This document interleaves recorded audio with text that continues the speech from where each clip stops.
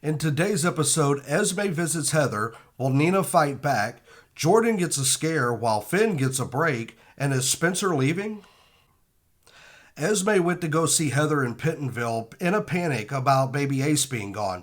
Heather wants Esme to forget about Ace for the time being and flee the country while she still has her freedom, but Esme isn't so sure.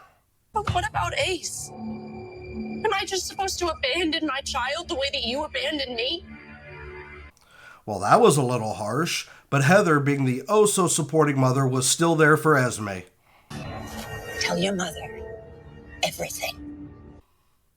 Esme, of course, is worried about the whereabouts of baby Ace, but she still is also not too thrilled about the thought of Spencer and Trina having a happily ever after. So what, am I supposed to just hide out all alone while Spencer and Trina sail off into the sunset? Wait, are you speaking as a mother right now? Or as a jealous ex? So Laura goes to visit Heather in Pentonville, and apparently Heather has some thoughts of her own about where her daughter should actually end up. And then they will put her here in Pentonville, where she belongs, with her mother. Kevin even tried to talk some sense into Esme and let her know that, hey, he and Laura would be there for her, but Esme wasn't exactly buying what Kevin was selling. And doing whatever it takes to keep him with me. Uncle Kevin, I'm not falling for that. After Esme fled and the PCPD found Kevin unconscious, Chase found a note, allegedly from Esme's old nanny, Maggie Fitzgerald, and he tells Dante exactly where he thinks Esme is headed next.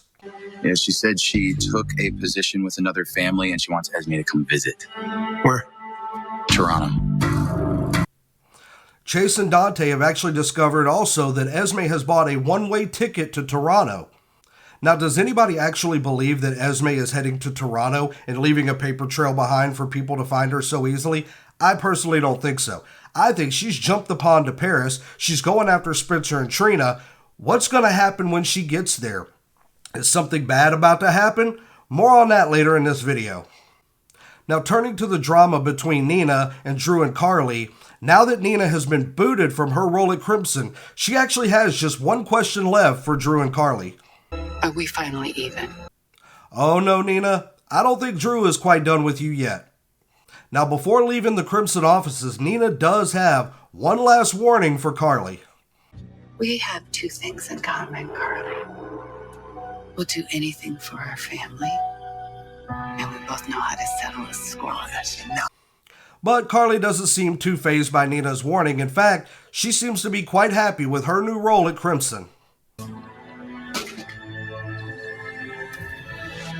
Under new management. Now, Valentine has a special offer for Nina to bankroll her in starting a brand new magazine, take the people in the crew that work from Crimson, and put Crimson out of business. But Nina is not so sure about partnering with Valentine one more time. Actually, Nina, what do you say about potentially partnering with Valentine again? I say that you and I have a bad habit of bringing out the worst in each other. Now, Jordan had an interesting run-in with the FBI, who warned her to stop investigating the shooting of Curtis that was actually meant for Sonny. But Jordan, what is actually your biggest concern in this whole thing? I was wondering just how far they were willing to go to keep me quiet. Meanwhile, Ava and Sonny find out, what does Curtis's shooting have to do with the mystery gun that was left for Ava at her place? It means it's connected to the rifle that shot at me a year ago at the Metro Court pool. Now, after the first day of Finn's malpractice trial, Finn is floored when he finds out that the Muldoons were actually in heavy financial debt and had many financial problems, including being on the brink of foreclosure before Mr. Muldoon went to see Finn for his tapeworm problem. So in the grand scheme of things, what exactly does this mean? Oh my God. Muldoon came to you on purpose. This whole malpractice suit. It's part of his plan. Muldoon set me up. Finally, and now this is a spoiler alert, I'm going to give you a warning beforehand. but Spencer will be leaving Port Charles for a little while.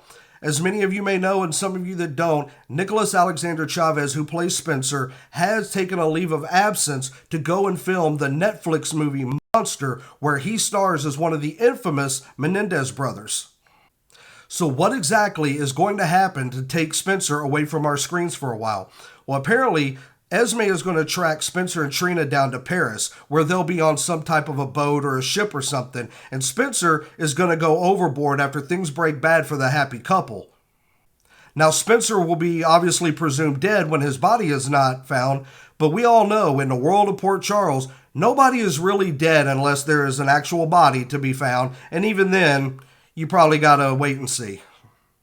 But we do know for sure that this is temporary. Nicholas will be back in his role as Spencer very soon. He just had to go off and film this movie. He will be back, so don't grieve too much for the potential death of Spencer. He's not really going to be gone. This is just a temporary thing. He will return. Personally, I think it would be funny if Nicholas was the one that found his body and is keeping Spencer with him and Ace somewhere. Thank you all so much for watching this General Hospital recap. Please make sure to like this video and subscribe to the channel if you haven't already.